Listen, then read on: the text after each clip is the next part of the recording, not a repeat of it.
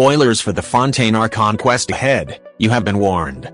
Before the end of the Archon quest, Furina needed more indemnitium, the people's belief in justice, the people's belief in their Hydro Archon. She had received news of the great tragedy that happened in Poisson. It was terrible. So many lives were lost in that accident. The worst thing was, they were probably waiting for her to swoop in and save them. But in the end, she couldn't do anything to protect them, she thought. Her guard asks if she has anything planned to stop this prophecy, or will this truly be the end of their nation? Furina, acting all high and mighty, claimed everything was in complete order, and there was nothing to worry about.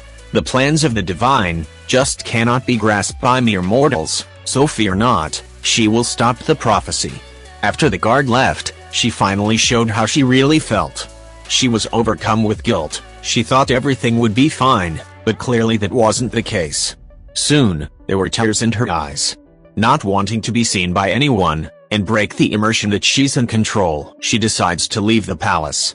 Since she couldn't dare go to Poisson and confront the people she promised to protect, she went to hide in the opera house, which was closed for the day.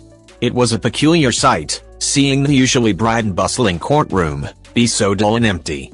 She walks back and forth, trying to put her emotions in order, and piecing together what was happening. Will this play have a happy ending? Will this prophecy really come true? Have I played my role well enough? These were the questions that filled her mind. She then gazes at the aura trees, and comes back to her senses.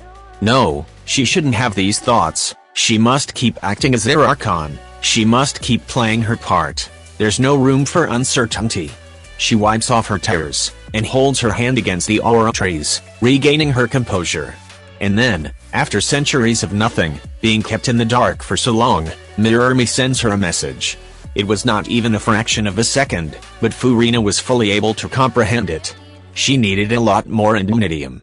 Now, she was confused. She needed more energy, but what for? She was sure the nation already had plenty. Regardless, she had full trust in Mirror Me, and promised to fulfill her request, hoping it would somehow stop the prophecy. But how was she going to get more? There aren't any major court cases, with everyone being too focused on the prophecy. Even then, she wasn't sure if the energy gained would be enough. It must be a case that transcended beyond their nation. No, more than that, it must be a case that transcends beyond mortals. After a bit of thinking, she's got it. She creates the perfect plan that would surely get enough indemnitium. She will put the other Archons on trial.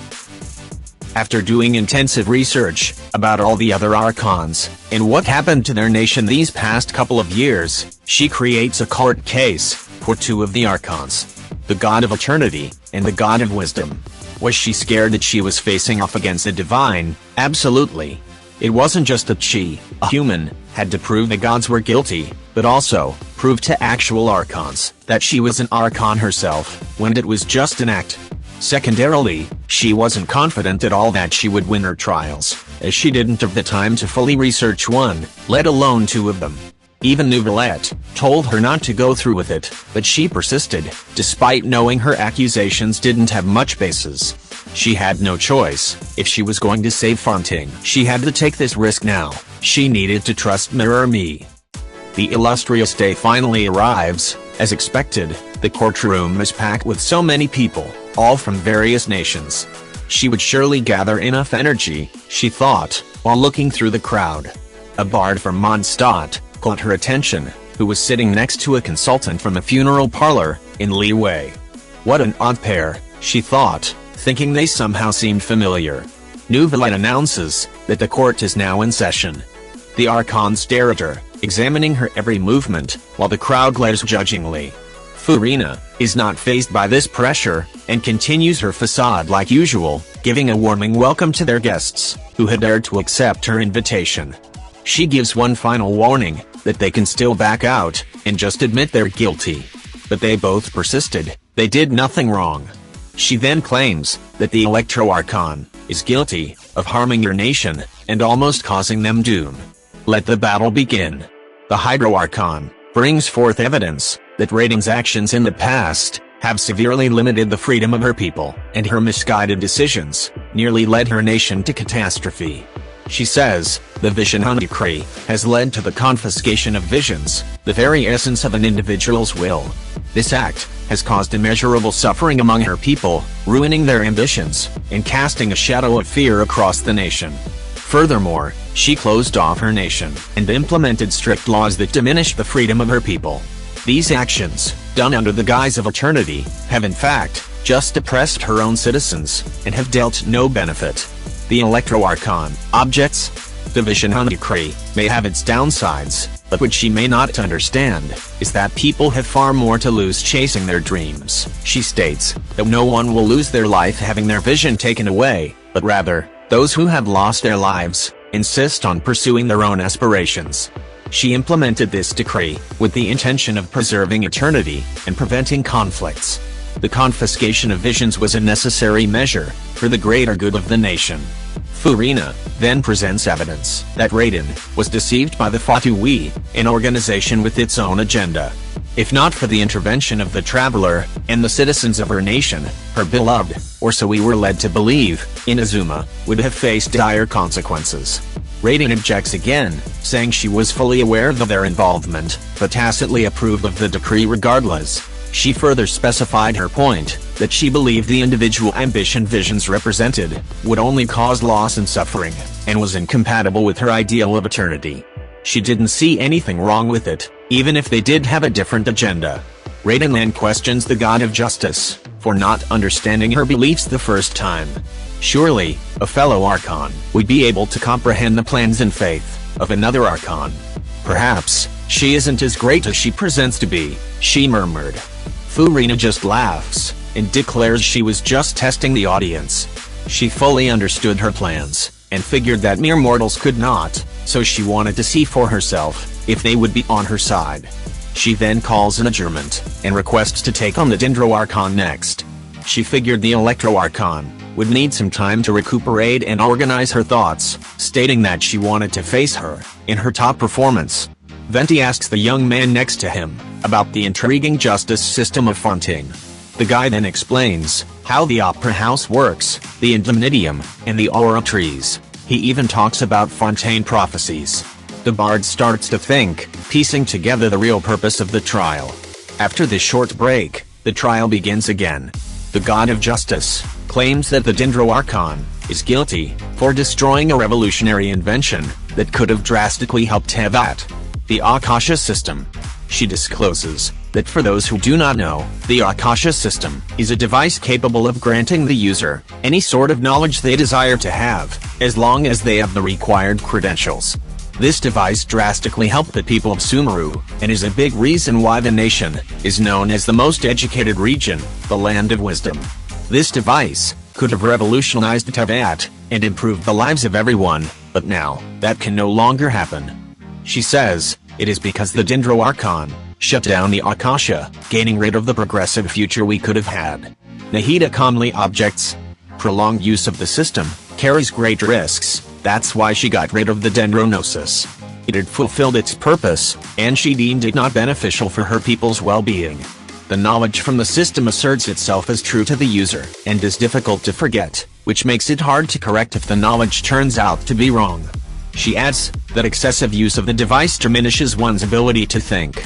They would never do their own research, there was no inherent need for imagination or creativity. This was something her beliefs were against, hence she shut it down.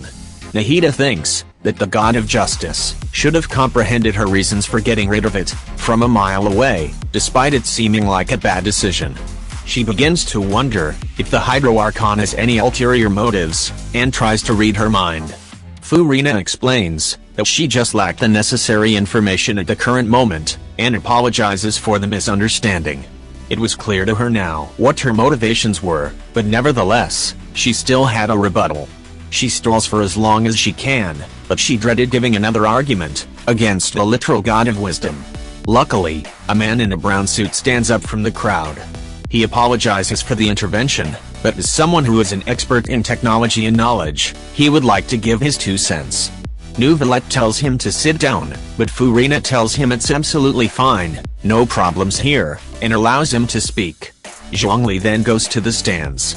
He says that even though the Akasha system was against the God of Wisdom's ideals, it doesn't mean anyone else can't utilize it. She could have given it to people from other nations, whose God wouldn't mind the negative effects. Perhaps the God of Eternity, for example.